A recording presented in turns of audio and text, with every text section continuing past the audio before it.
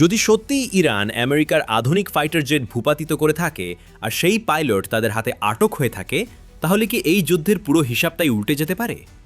আপনি দেখছেন হেডলাইন বাংলা। আজকের এই ভিডিওতে আমরা জানব এমন এক ঘটনাকে ঘিরে তৈরি হওয়া রহস্য, যেটা সত্যি হলে শুধু একটি বিমান ধ্বংস নয়, বরং পুরো যুদ্ধের মোড় ঘুরিয়ে দিতে পারে। ভিডিওটি শুরু থেকে শেষ পর্যন্ত দেখুন, কারণ শেষের বিশ্লেষণ আপনার ধারণা পুরো বদলে দিতে পারে।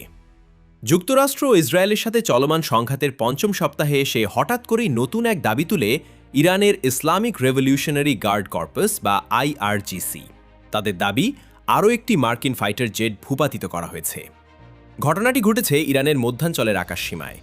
আইআরজিসি জানিয়েছে, যুদ্ধবিমানটি তাদের আকাশসীমা অতিক্রম করার মুহূর্তেই সেটিকে গুলি করে নামানো হয়।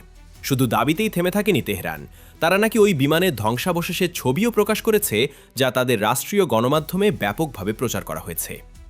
এখন প্রশ্ন হচ্ছে, এটা কি শুধুই প্রচারণা, নাকি সত্যিই বড় কিছু ঘটেছে? ভিডিওটি যদি এখন পর্যন্ত ভালো লাগে তাহলে অবশ্যই লাইক দিয়ে জানিয়ে দিন। আপনাদের এই সাপোর্টই আমাদের এগিয়ে যেতে সাহায্য করে। এদিকে এই ঘটনার পর সবচেয়ে বড় রহস্য তৈরি হয়েছে যুক্তরাষ্ট্রের প্রতিক্রিয়া ঘিরে। মার্কিন সেন্ট্রাল কমান্ড এই দাবিকে সরাসরি অস্বীকার করেছে, কিন্তু আশ্চর্যের বিষয়, তারা খুব বিস্তারিত কিছু বলছে না। আর ঠিক এখানেই বিষয়টা ঘোলাটে হয়ে যায়, কারণ পশ্চিমা বেশ কিছু গণমাধ্যম এই ঘটনার সত্যতা নিয়ে ইঙ্গিত দিয়েছে। তাদের রিপোর্ট অনুযায়ী ভূপাতিত হওয়ার আগে পাইলট ইজেক্ট করে প্রাণে বেঁচে যান। এরপর শুরু হয় মার্কিন বাহিনীর একটি উদ্ধার অভিযান। এখন ভাবুন, যদি কিছুই না ঘটে থাকে, তাহলে উদ্ধার অভিযানের কথা কেন আসছে? ইরানের পক্ষ থেকে আরও বড় একটি দাবি এসেছে। তাদের বক্তব্য, শুধু বিমান ভূপাতিতই নয়, বরং সেই পাইলটকে আটকও করা হয়েছে। যদি এটি সত্যি হয়, তাহলে এটি হবে যুদ্ধের সবচেয়ে বড় কৌশলগত ধাক্কাগুলোর একটি। কারণ একটি পাইলট শুধু একজন সৈনিক নয়, সে বহন করে গুরুত্বপূর্ণ তথ্য, মিশনের বিস্তারিত এবং সামরিক গোপনীয়তা। এই অবস্থায় যুক্তরাষ্ট্রের নীরবতা অনেক প্রশ্ন তৈরি করছে।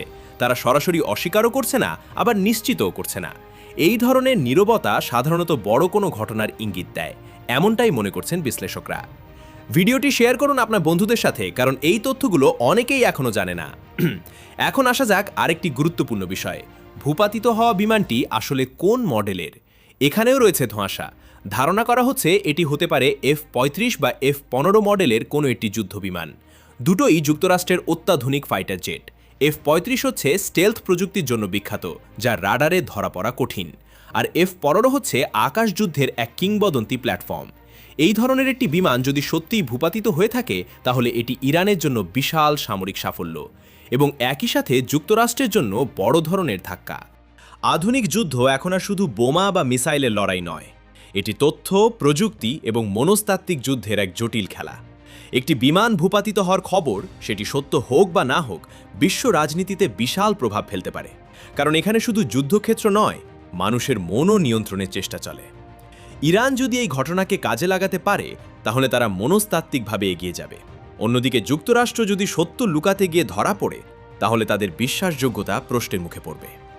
ভিডিওর এই অংশ পর্যন্ত দেখে থাকলে অবশ্যই সাবস্ক্রাইব করে পাশে থাকুন, কারণ আমরা প্রতিদিন এমন বিশ্লেষণ নিয়ে আসি। সবশেষে একটি বড় প্রশ্ন থেকেই যায়, এই ঘটনাটি কি সত্যিই ঘটেছে, নাকি এটি যুদ্ধের অংশ হিসেবে তৈরি করা একটি শক্তিশালী বর্ণনা?